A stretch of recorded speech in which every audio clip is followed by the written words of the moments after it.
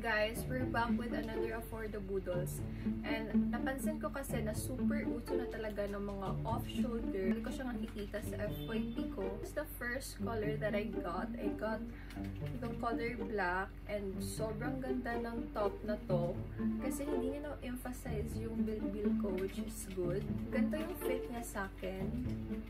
Long sleeve siya guys, pero pwede naman i-style na pa ganito.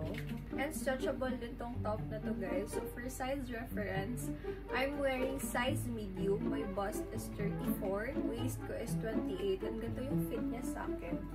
Next naman is this color. So parang nude yung color niya. And sobrang bet ko talaga tong color na to. Nasuot ko na tong top na to. Pumunta kami ng Manila last time. And super comfortable yung isuot. At sobrang simple na lang pero at the same time super classy kapag nasuot nyo na.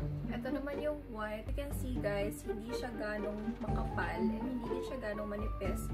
Pero I suggest na kapag itong color white yung kukunin nyo is yung mga nude lang na bras yung isuot nyo inside. Wala guys, meron silang slit. Depende na lang kung paano nyo suot. Gusto nyo din i-purchase tong top na to. Ilalagay ko na link dito sa yellow basket.